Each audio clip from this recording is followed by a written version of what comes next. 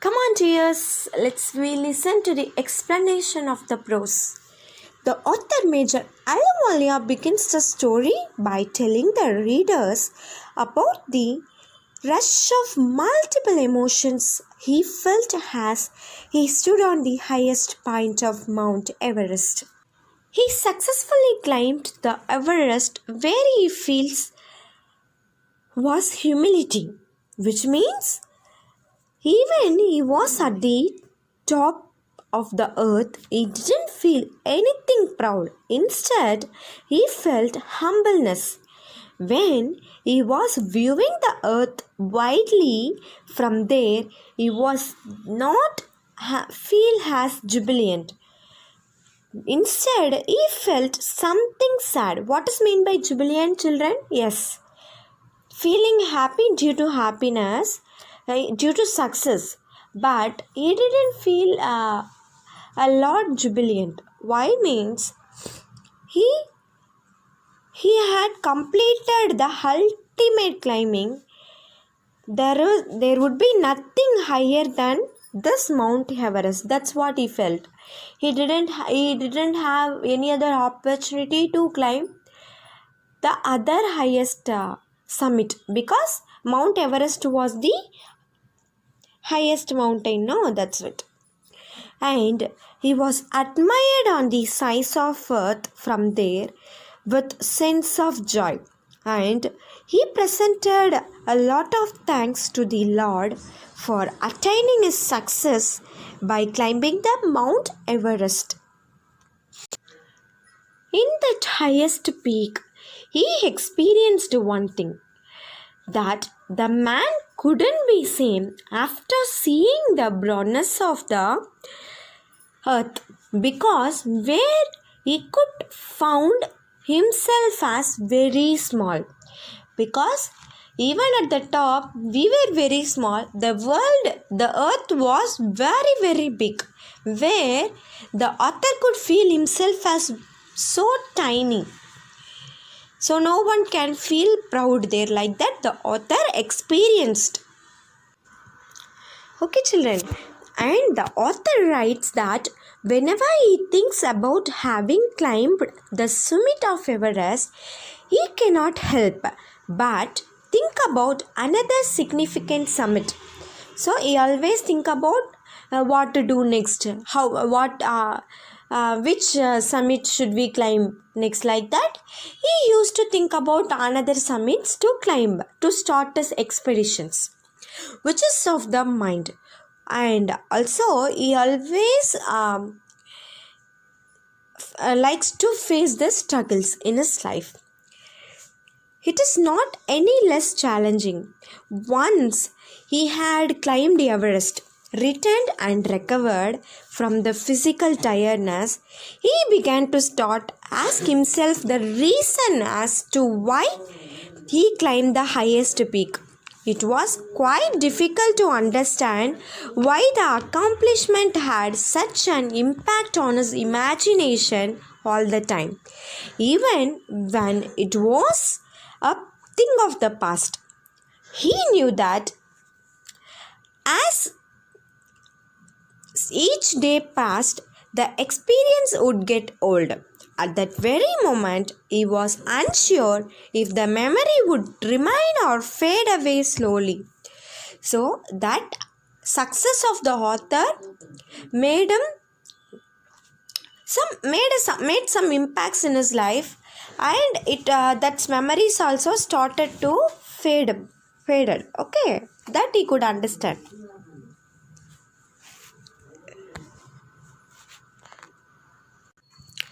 All the thoughts that came into the author's mind made him ask himself as to why people climb mountains. It is not that easy to answer in the simplest way possible could be, because it is there. Climbing a mountain possesses great challenges, and we all know that overcoming these obstacles brings pleasure to climbers. In climbing a mountain, these obstacles are physical, such as tolerance, willpower, and determination to keep you going. the exhibition of these physical qualities and one's awareness towards them, on the other hand, is thrilling, and same was the case for the author. The author seems to have more personal answer to this question as to why he wanted to climb mountains.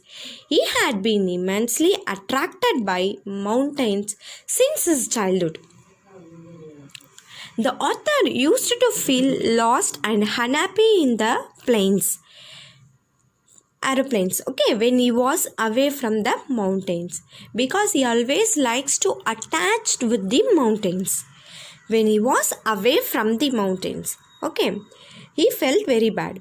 He feels mountains are nature in its best form. According to him, mountains are very, very best in the nature. Although their magnificence and beauty pose a significant challenge. The author, along with a lot of people, believe that mountains provide a platform for sharing personal thoughts and feelings directly with God. So he felt that mountains are the platform to share his personal thoughts to others, and it was the means of communication to God, because where he could feel something alone and be free. That's why he felt that it was the platform to communicate with God. Once having found out why to climb mountain, the question, so he at last he found the meaning for and reason for his climbing of mountain, that probably because it is the highest in the world.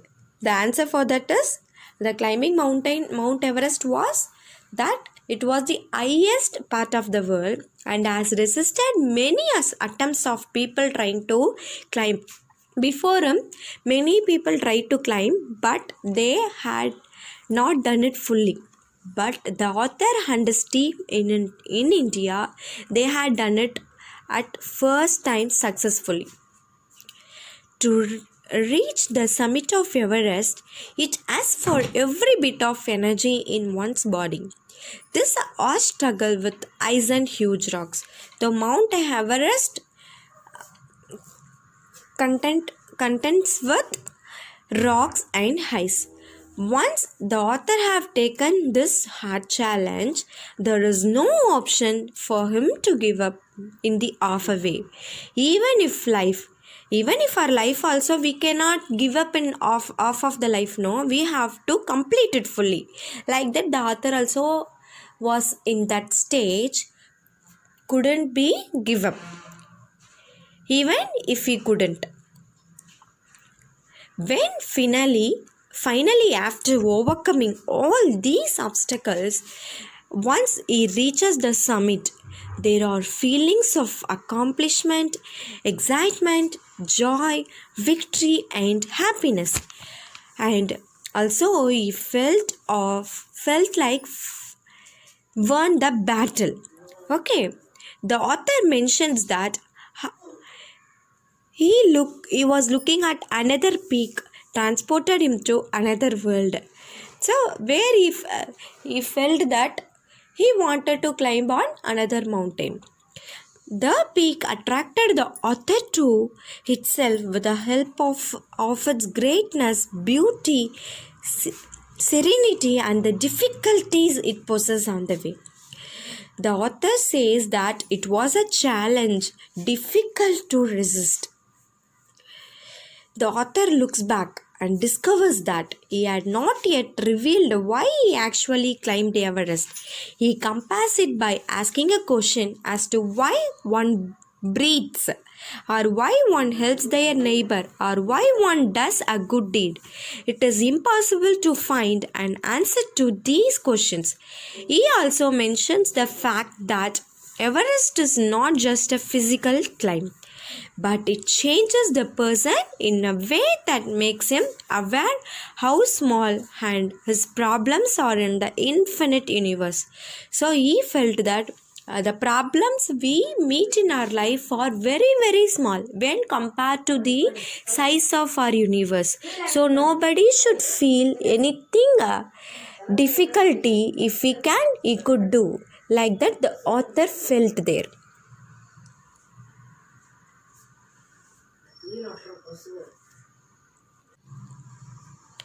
The overcoming of physical barriers is only one bit of the accomplishment.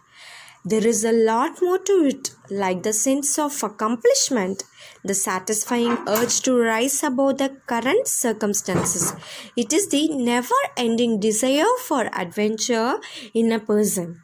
So, the experience is not just physical but emotional and spiritual too in the climbing of Mount Everest of the author. Okay, children.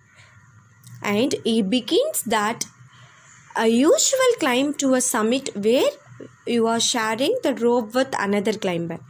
As you make yourself firm. First, before the mountaineer try to help other climbers, he has to be strong on his way. Then only he could help others, right?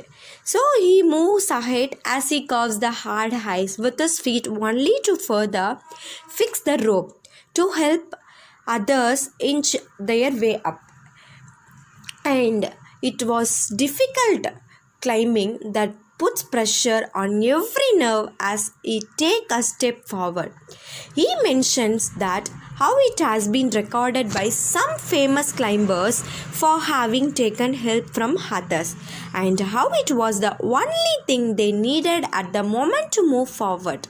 So, mountaineers used to make some records while they were climbing to get help from others, or it should be recorded for other climbers after some times. Okay, else they would have given up, and they how they have to face all the difficulties like that.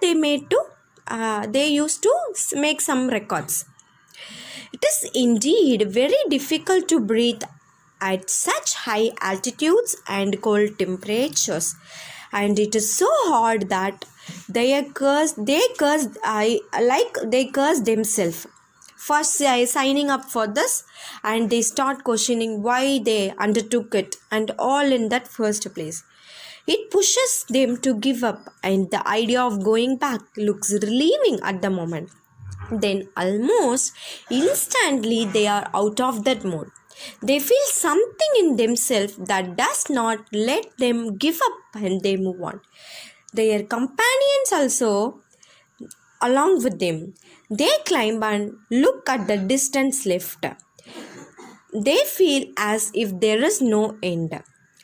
And the companions and the author both look at each other in search of motivation. So they try to motivate themselves each, and then suddenly, without even realizing it at first, they are already at the summit. So by motivating themselves and by looking forward on the end point, at last they have reached the summit. Okay.